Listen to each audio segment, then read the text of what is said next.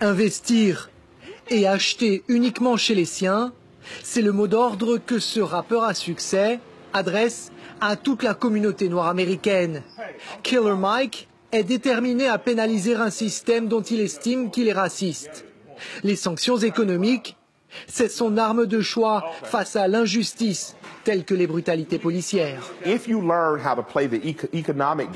Si vous comprenez les règles de l'économie, celles-ci peuvent être utilisées comme des armes de guerre. Les foyers noirs américains représentent 1000 milliards de dollars de revenus. Mais parce qu'on dépense notre argent n'importe comment, personne ne respecte nos dollars. Ma solution pour améliorer le sort de notre communauté est de l'isoler économiquement, en mettant notre argent dans des banques tenues par des noirs, en achetant à des noirs et en étant noir. Et tout va rentrer dans l'ordre. Des milliers de personnes l'ont déjà prise à la lettre, parmi elles Sharif Abdul-Malik. Il nous invite à le filmer en train de retirer son argent d'une grande institution financière. Il explique sa démarche à l'agent.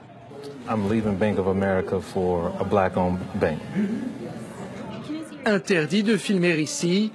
Notre caméra doit rester discrète. En quelques minutes, il débite la quasi-totalité de ses avoirs, plusieurs dizaines de milliers de dollars, qu'il va ensuite aller déposer dans l'une des banques en ville, qui appartient à et est gérée par des Noirs américains. Objectif de cette initiative, convaincre 1 million de personnes d'en faire de même. Les sommes en jeu sont conséquentes. Aujourd'hui, on va déposer 50 000 dollars, 10 000 en liquide et 40 000 sous forme de chèque.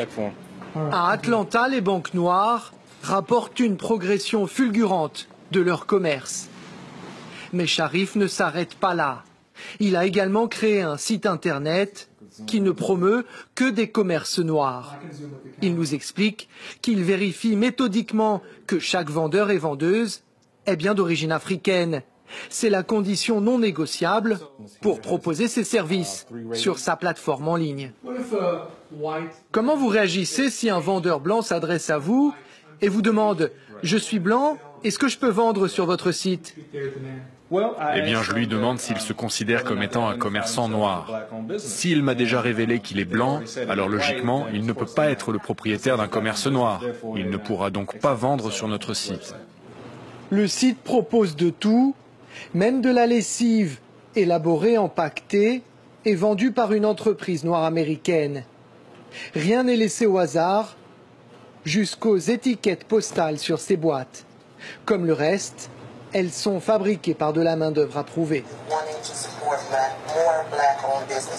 Grâce aux relais sur Internet, parfois inspirés par le site de Sharif, les commandes décollent, selon le responsable de la commercialisation du produit. Les gens, c'est comme l'eau. Si tu viens à l'océan avec un petit seau, c'est tout ce que tu ramèneras. Sharif améliore nos ventes car il nous envoie beaucoup de gens et nous donne accès à un marché bien plus grand. Plus les gens nous voient et plus on peut vendre. The more people we see, the more sales we can make. We want to start producing our own everything, you know, from toothbrushes to toothpaste to deodorant. I mean, just everything. Clothes. I mean, everything that we need.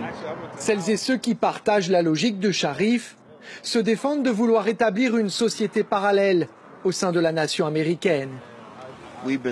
L'Amérique nous a relégués à un rang inférieur, on veut s'éloigner de ce statut.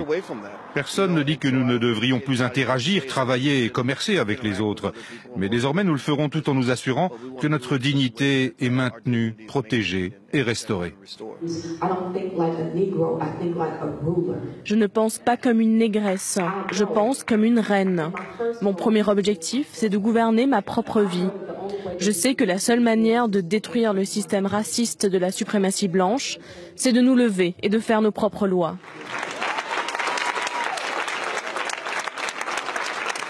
Le mouvement a pris de l'ampleur, mais il fait également face à des défis immenses.